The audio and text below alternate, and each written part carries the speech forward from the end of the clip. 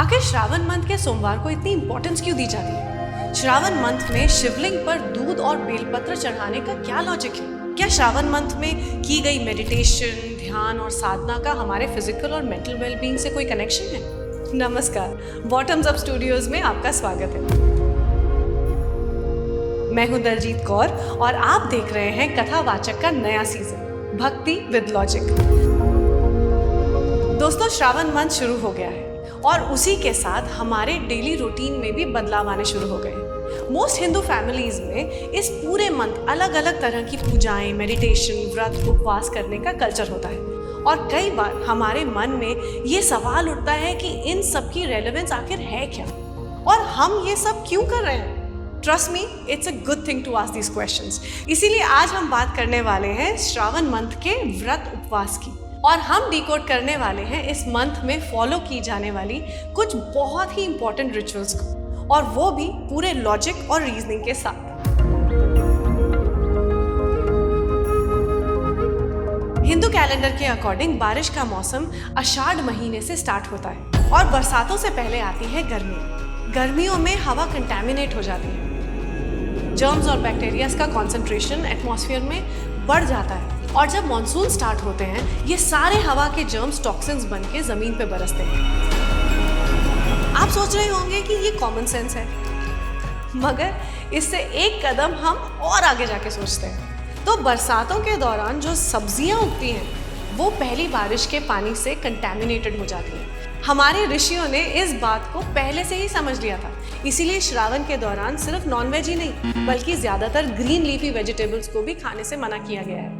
ऐसे में जब गायें और भैंसें बारिश के दौरान घास और सब्जियां खाती हैं तो उनके दूध में भी इम्प्योरिटीज हो जाती हैं। इसीलिए हमारे ऋषियों ने श्रावण मंथ में सारा दूध शिवलिंग पर चढ़ाने की परंपरा शुरू की। और अगर आयुर्वेदा के अकॉर्डिंग देखें तो इस समय दूध इजीली डाइजेस्ट नहीं होता, जिससे एसिडिटी और इंटेस्टाइन इन्फेक्शन होने का चांस रहता है। इसीलिए दूध को शिवलिंग पर चढ़ाना दरअसल दान और तपस्या का रूप, यानी लोग दूध वेस्ट नहीं करते थे बल्कि सिंबॉलिक फॉर्म में शिव जी को समर्पित करते थे। अब बात करते हैं शिवलिंग पर बेलपत्र चढ़ाने की परंपरा की। दोस्तों, कहते हैं कि बेलपत्र भगवान शिव जी को अत्यंत प्यारा है।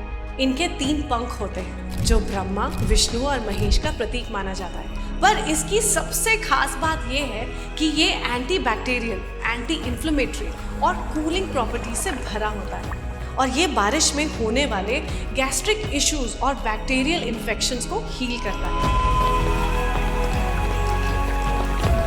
तो देखा आपने किस तरह से हमारे हिंदू कल्चर में सारे रिचुअल्स के पीछे होती है एक डीपर अंडरस्टैंडिंग जो हमारे बॉडी और हमारे माइंड को इवॉल्व करने में एक बहुत ही इंपॉर्टेंट रोल प्ले करती है। अब आप सोच रहे होंगे कि खाने की चीजों को अवॉइड करना तो एक बात हो गई, पर फास्ट रखने के पीछे आखिर लॉजिक क्या है? हमारे ऋषि मुनि ऐसा कहते थे कि फास्ट एक ऐसा सिस्टम है जो हमें हर हफ्ते हमारी बॉडी और माइंड को रीसेट करने का एक मौका देता है। आपने नोटिस किया होगा आजकल मंडे दुनिया के लिए सबसे स्ट्रेसफुल दिन बताया जाता है। इनबॉक्स फुल, डेडलाइंस का प्रेशर, मीटिंग्स की रिमाइंडर्स, सब कुछ एक साथ। तो जहां दुनिया हमें हसल मोड में ले जा रही होती है, शिव भक्ति हमें साइलेंस और सरेंडर मोड के साथ बैलेंस करने में हेल्प करती है। Fasting, simple meals, less sensory input जैसे लाउड म्यूजिक या सोशल मीडिया डिस्ट्रैक्शन से दूरी और सुबह के रिचुअल्स करना जैसे चैंटिंग और मेडिटेशन सब मिलकर एक तरह के मेंटल डिटॉक्स के जैसे काम करते हैं। इसीलिए श्रावण सोमवार सिर्फ व्रत नहीं, एक वीकली रीसेट रिचुअल भी है। आपने सुना होगा मंगला गौरी का व्रत अच्छे पति को पाने के लिए किया जाता है, पर असल में ये व्रत पार्वती जी की तरह स्वयं में संकल्प और संतुलन लाने के लिए है। ये व्रत सिर्फ शादी के लिए नहीं बल्कि लॉयल्टी और इनर स्टेबिलिटी के लिए भी किया जाता है, जहाँ प्यार से पहले पेशेंस आता है। और इस व्रत का दिन है ट्यूसडे यानी मंगलवार। ये भी कुछ कम खास नहीं है। वेदों के हिसाब से मंगल ग्रह है एनर्जी, पैशन और एग्रेशन का सिंबोलिज्म। और जब हम माँ गौरी का व्रत रखते हैं तो हम अपने अंदर की उस एग्रेसिव एनर्जी को करेज और क्लैरिटी में बदलना सीख जाते हैं। कई घरों में मंगला गौरी के दिन किचन बंद रहता है, ना कुकिंग ना हैवी खाना। इससे औरतों को मिलता है आराम बॉडी को मिलता है डाइजेस्टिव ब्रेक और परिवार में बढ़ती है बॉन्डिंग। साइंस कहता है वीकली फास्टिंग, सिंपल डाइट्स और रिड्यूस प्रोसेस्ड फूड इनटेक से औरतों के हार्मोन्स जैसे एस्ट्रोजन, प्रोजेस्टेरोन बैलेंस में रहते हैं। इससे फर्टिलिटी और मेंस्ट्रुअल हेल्थ में भी हेल्प होती है। और जब हम हर वीक एक ही रिचुअल रिपीट करते हैं तो ब्रेन डोपामिन रिलीज करता है। ये है न्यूरो एंकरिंग, जहां एक स्पिरिचुअल हैबिट बन जाती है एक साइकोलॉजिकल स्ट्रेंथ। श्रावण के व्रत सिर्फ शरीर के लिए नहीं, हमारे एनर्जी सिस्टम के लिए भी डिजाइन किए गए हैं। जैसे प्रदोष व्रत, जो हर महीने की फुल मून और न्यू मून के एक दिन पहले लिया जाता है। आप जानते ही हैं, ये दोनों दिन इमोशनली और एनर्जेटिकली काफी इंटेंस होते हैं। प्रदोष का व्रत उन इंटेंस दिनों के पहले एक एनर्जेटिक स्टेबलाइजर का काम करता है। एंजाइटी हो, रेस्टलेसनेस हो या इमोशनल इम्बैलेंस, ये व्रत बॉडी को रेडी करता है इस प्रेशर को अब्सॉर्ब करने के लिए। और खास बात यह है कि इस दिन शिव पार्वती दोनों की पूजा की जाती है एज डिवाइन हाउस होल्डर्स। इसका मतलब है स्पिरिचुअल और मटीरियल लाइफ का परफेक्ट बैलेंस। अब तक आप समझ ही गए होंगे कि श्रावण का महीना सिर्फ ह्यूमंस के लिए ही नहीं, ये इंक्लूसिविटी का मंथ है, जिसमें प्रकृति, जानवर और इंसान सब शामिल हैं। और इसका सबसे अच्छा एग्जाम्पल है नाग पंचमी का व्रत, जिसमें हम सांपों की पूजा करते हैं। सांप, खासकर कोबरा, हमारे इकोलॉजी के प्रोटेक्टर्स हैं। वो चूहों और पेस्ट को कंट्रोल करते हैं, जो फसल को खराब कर सकते हैं।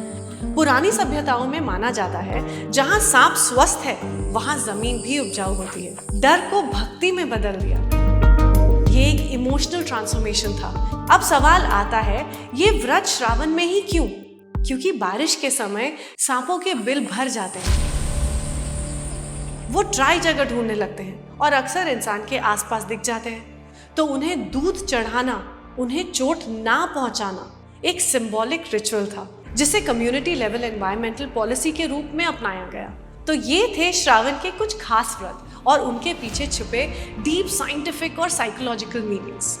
वैसे क्या आपको पता है कि श्रावण के महीने में शनि देव की भी पूजा की जाती है? शनि देव को तेल और तिल चढ़ाने के पीछे आखिर लॉजिक क्या है? ये सभी इंटरेस्टिंग फैक्ट्स हम आप तक लाएंगे अगले श्रावण स्पेशल एपिसोड में, जहां हम बात करेंगे रिलीजियस प्रैक्टिसेस के उस लॉजिकल एस्पेक्ट्स के बारे में जो आपको सिर्फ सोचने पर मजबूर ही नहीं करेगी, बल्कि अपने कल्चर और रिलीजन के थोड़ा और करीब ले आएगी। फिलहाल के लिए मैं दलजीत कौर आपसे विदा लेती हूँ। देखते रहिए कथावाचक का ये नया सीजन, भक्ति विद लॉजिक।